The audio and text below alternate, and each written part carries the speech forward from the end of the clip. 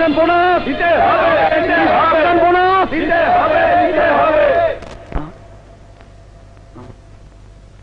শ্রমিক ভাইরা আমার, আমি জানি আর কয়েকদিন পরেই পবিত্র ঈদ। প্রতিবারে আনন্দের দিনে আপনাদেরকে বোনাস দেয়া হয়, কিন্তু এবার দেরি হবার কারণ হলো আপনাদের প্রতিবারের মতো 20% বোনাস দিতে চাই না। এই বছর 20-এর পরিবর্তে 40% বোনাস দেয়া হবে।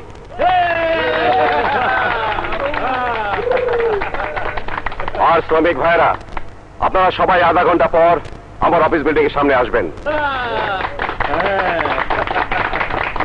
আসিফ, তুমি আমার সাথে এসো, জরুরি কথা আছে।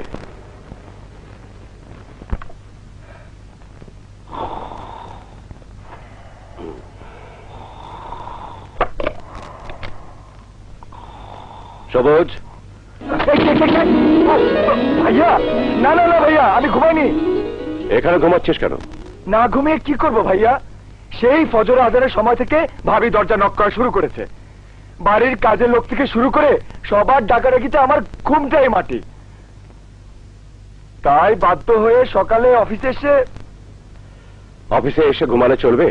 কোথায় কি হচ্ছে না হচ্ছে দেখতে হবে না? তুই জানিস লেবাররা সবাই মিলে স্ট্রাইক করতে চেয়েছিল।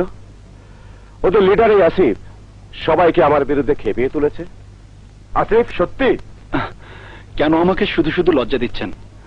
লেবারদের পাওনা বোনাস দিতে দেরি হচ্ছিল দেখে আমি তাদের প্রতিবাদ জানাচ্ছিলাম। আমি তো আর জানতাম না যে নীল সাহেব 20% বোনাসের জায়গায় 40% বোনাস দিবেন।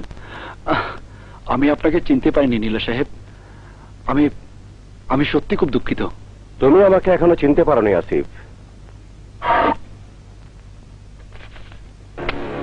এই নাও, তোমার মতো ডিস্টার্বিং এলিমেন্টের জন্য এগুলো আমার কাছে তৈরি থাকে। কি এগুলো? তোমার বেতন, সাথে 40% বোনাস এবং 1 মাসের নোটিশ। You are fired. কি? আপনি আমাকে চাকরি থেকে বের করে দিচ্ছেন? এ অন্যায় নীল সাহেব, এ অন্যায়। আমি এই অন্যায় চুপচাপ মেনে নেব, এটা আপনি ভাবলেন কি করে? আমি মামলা করব, লেবার কোর্টে যাব। তুমি ভুলে গেছো আসিফ, এটা বাংলাদেশ। এখানে গরিবের বিচার পেতে অনেক সময় লাগে। যতদিনে কোর্টে বিচার উঠবে ততদিনে তোমার কাছে কোর্টে যাবার বাসের ভাড়াটাও সঙ্গে থাকবে না। কার কাছে কি থাকবে কি থাকবে না সেটা আমি দেখে নেব নীল সাহেব, সেটা আমি দেখে নেব।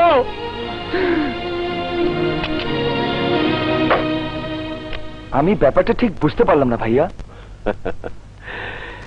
এই ব্যাপারটাই হচ্ছে তোর জন্য বিজনেসের প্রথম শিক্ষা। দুশ্মনদের মধ্যে সব সময় ভুল বোঝাবুঝি সৃষ্টি করে রাখবি। ওরা ঝগড়া করে যাবে আজীবন, জয়ী যে হয় হবে, কিন্তু লাভ হবে সব সময় আমাদের। মানে টাকা দিয়ে আমি লেবারদের চোখ অন্ধ করে দিয়েছি। এবার আসিফ চাইলেও ওদেরকে আমার বিরুদ্ধে খেপাতে পারবে না।